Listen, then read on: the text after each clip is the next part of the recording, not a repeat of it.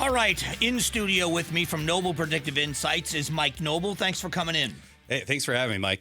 Tell me if I'm wrong about this, but I've made this statement, and if I'm wrong, I guess I'm going to have to retract it. But a poll is kind of like your credit score. It's a snapshot of how people are feeling right now. Am I wrong? It's a snapshot. Yeah, So 100%. Your score can go up and down, Yeah. right? It's not monolithic, right? And it's not a forever thing. So no, and polling, and that's the thing is that think of polling like you're flying a plane, and when you're landing the plane is election day. So when you're flying the plane, you really want to be agnostic, looking at your measurements. What's the altitude, what's the wind speed, etc.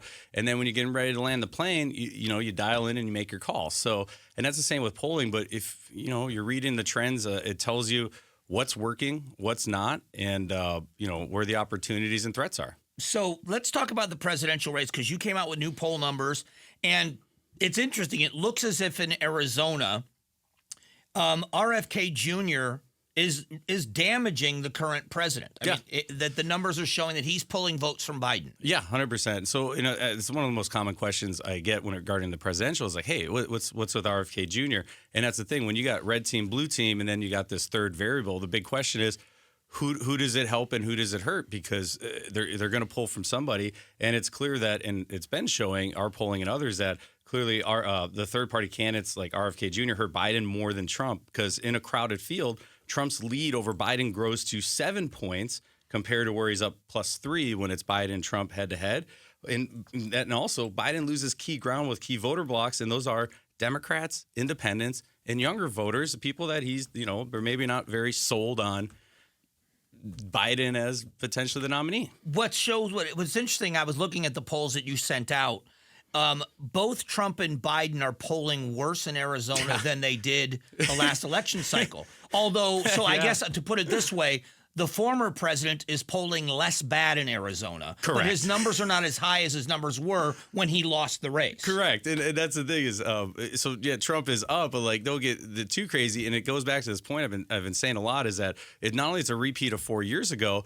I don't care what side you're on. They're both bad candidates. They're just very bad for different reasons. But yet voters really have this binary choice, right? And you're not saying bad by policy. You're saying bad in the voices of the voters. The voters don't like them. Correct. I mean, you're just saying, are these ideal candidates? I mean, you think of candidates in the past, right? I mean, they both have their big set of problems, but for very different reasons, right? And but when matched up against each other, basically the takeaway is that they're both underperforming where they were at the same point. Because again, we've been polling Arizona for like 6 years straight, so we have the data, we have the stuff on the races.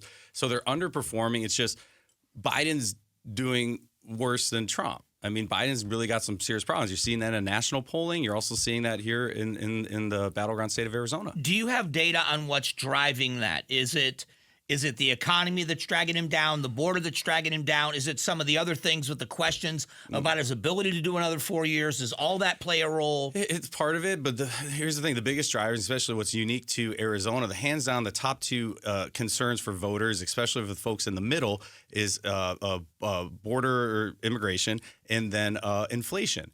And here's the thing is that who's in charge right now? Is it Trump or Biden? Both those are huge pain points. And frankly, the issue sets, it's really great. So basically the dynamic in the presidential race is this.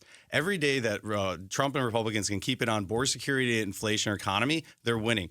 Biden and his team, every day they can keep it on abortion or character integrity type issues, such as like the trials or whatever, they're winning, right? So you're seeing this power dynamic go, but like that is really what's driving it. And you're also seeing in the state of Nevada, who are very economic driven right now, which has been a kind of perennial swing state, but yet Trump's got a pretty good sized lead over there. Now, I know you're going to be coming out with numbers soon on the Senate race. I know that's going to be coming. But the reason recently in the last month or so, we have seen the gap narrow in some polls. And then a poll got dropped. I think it was CBS that dropped the poll that shows Congressman Gallego up by 13 points. I'm not asking you to tip your hand, but looking at those numbers, do you see a trend in that direction? I do, and it's very, very, very clever of you there, Mike. And so we'll be releasing those results tomorrow, but without giving it full away.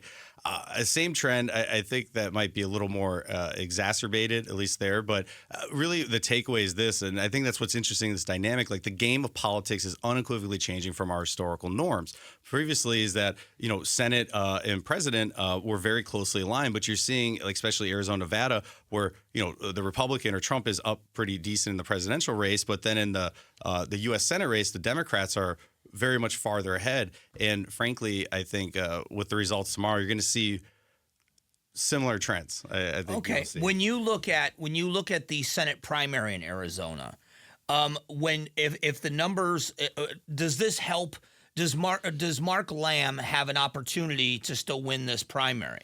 He does, but just admittedly from agnostically, and again, I'm not a campaign, just as a ESP, just a third party observer over here. He's unequivocally got to start changing what he's doing because what he's been doing so far is not working. And when, frankly, his numbers are good. He has a really good case to make. Frankly, he's the better general election candidate. The problem is he's down 28 points in the primary if the election were held today.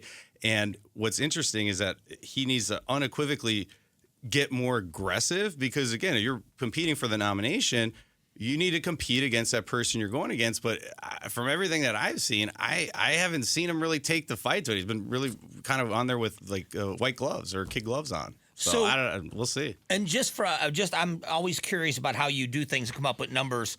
How do you? We all know it's how you ask the question. How do you craft the questions to get your answers, to make sure you're getting good, solid answers versus leading questions to 100%. Get the answers somebody else wants? Yeah, 100%. Leading questions, I despise leading questions because why are you going to ask a question for a foregone conclusion, or do you want to find out the truth? So first off is making sure it's unbiased, the language. So you're not putting in charged language or leading or tipping your hand one side or the other. You want to ask it very agnostically and fair. Also, some devil in the details and survey research is like, making sure you rotate the options. So it's not always candidate A first and the other one second, just because maybe some people select the first option or whatever. Basically, the nuances, you want to be as fair, as random, and again, as agnostic, because at the end of the day, you want to get to the truth and not to what maybe you think is the conclusion you want to get to. Well, listen, I always appreciate the information. His name is Mike Noble with Noble Predictive Insights, and he's a pollster, and he has got the finger on the pulse of especially Arizona and the western states. And things seem. I love to get the information from you and the data because it's all the devil's in the details, and I like getting these details, and I'm looking forward to tomorrow's numbers as well. Yeah, appreciate it, Mike. And just real quick for folks is that I get it with all this punditry, and if you're looking for kind of like the facts, the data, and let yourself decide, I think that's kind of we're like the ESPN of politics, best way to describe it. We don't pick a team, we're just kind of calling it as we see it. And you just go to Noble Predictive Insights. We have tons of information on it. You can sign up on our newsletter or on Twitter.